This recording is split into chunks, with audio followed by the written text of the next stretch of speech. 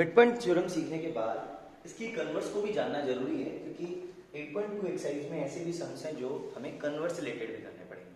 जैसे 8.2 एक्सरसाइज जब शुरू होगी तो 3 सम्स तो हैं मिड पॉइंट से रिलेटेड, लेकिन जैसे फोर्थ सम आएगा वो कन्वर्स से रिलेटेड है, तो कन्वर्स भी सीखना जरूरी है।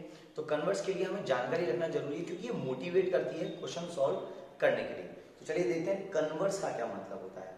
मिड पॉइंट थ्योरम में 2 मिड पॉइंट थे, यहाँ पे 1 मिड पॉइंट है और लाइन पैरेलल है। जब 2 मिड पॉइंट थे मिड पॉइंट में, तो हमें लाइन को पैरेलल करना पड़ता था, यहाँ पे मिड पैरेलल लाइन ऑलरेडी दी हुई है। चलिए देखते हैं तो थ्योरम किस तरह से सॉल्व होती है, समझने वाली है। सॉल्यूशन उतना ज्यादा खास नहीं है, क्योंकि हम कुछ अलग से लेट करके चलेंगे, उल्टा लेट करके चलेंगे और बाद में कह देंगे our supposition was wrong, only E mid point है। कैसे, जरा देखते हैं। क्वेश्चन कह रहा है, थ्योरम कह रही है the line drawn through the mid point of one side, एक ही साइड पे मिड पॉइंट है। मतलब जब हम ट्रायंगल बनाएंगे, फिर से एक ट्रायंगल एबीसी है, इसमें केवल ओनली डी पॉइंट है, मिड, सामने मिड नहीं है, लेकिन ये लाइन जो है डी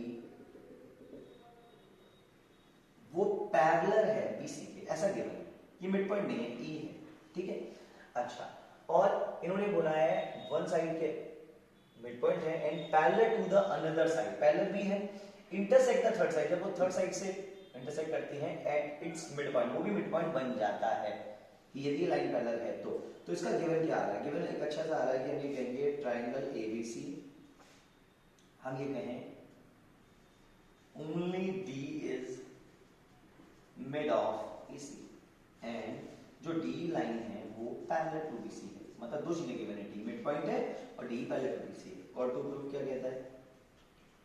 और टू प्रूफ ये कहता है कि हमें E को भी मिड पॉइंट बनाना है, E इज मिड पॉइंट। अब हम ये वाली बात को पहले समझ लें कि किसी भी लाइन के 2 मिड पॉइंट तो हो नहीं सकते। यदि हम कोई अन्य मिड पॉइंट मान के भी चलते हैं, अलग से एक मिड पॉइंट मान के चलते हैं, वो हमारे एक्सियम यूक्लिड ज्योमेट्री थ्योरम से, वो हमारे एक एक्सियम कि 2 पॉइंट कोइंसाइड ईच अदर हो सकते हैं, 2 मिड पॉइंट नहीं हो सकते, या 2 लाइंस पैरेलल नहीं हो सकते। इस बेसिस पे हम अपने सपोजिशन को रॉन्ग कर देंगे। चलिए देखते हैं कैसे काम किया जाता है इसके अंदर। हम यहाँ पे जो कंस्ट्रक्शन कराने वाले हैं वो थोड़ा हटके है, थोड़ा अलग है।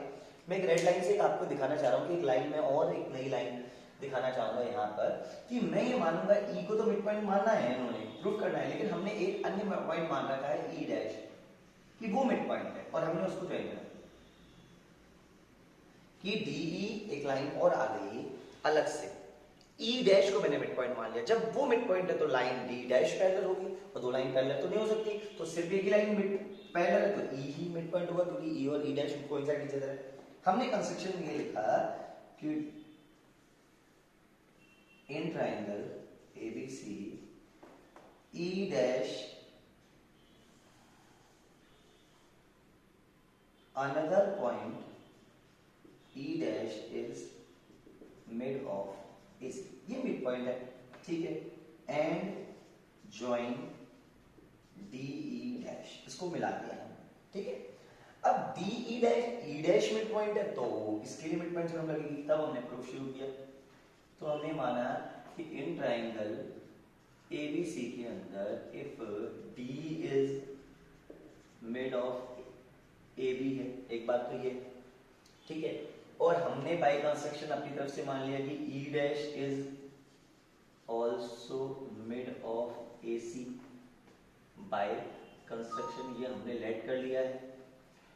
If D and E dash is mid of AB and AC so by, इसमें लाइन मिड पॉइंट ही रही, मिड पॉइंट थ्योरम से एक नई बात आ गई कि DE डैश पैरेलल हो जाएगा BC के डैश, और यहां पर पहले से एक ये है, अरे भाई DE पैरेलल टू BC है ही, और D डैश अलग से आ गया, तो 2 लाइन पैरेलल तो हो नहीं सकती, सो DE एंड DE डैश जो लाइन है वो कोइंसाइड ईच अदर है।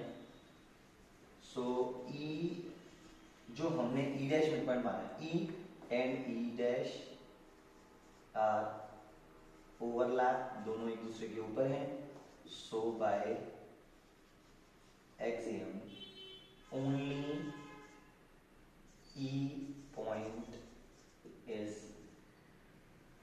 mid, केवल मिड है वो E है। जब दोनों पॉइंट हैं तो वो भी पैरेलल हो गई तो दोनों पॉइंट हो जाएंगे तो E और E डैश ओवरलैप हो जाएंगे और वो E ही मिड पॉइंट हो जाएगा इस mid point.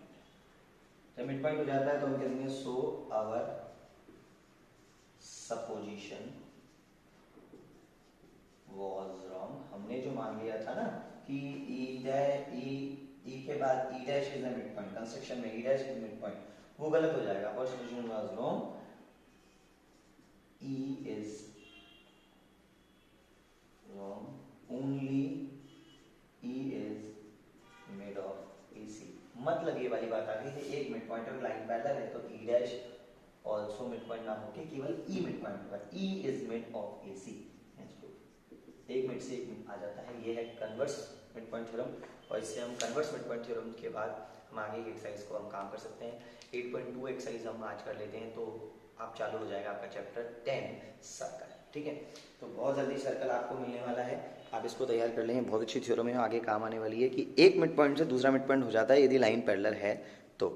All the best, converse और मिड पॉइंट थ्योरम आपके सामने, इसको तैयार कर लीजिए।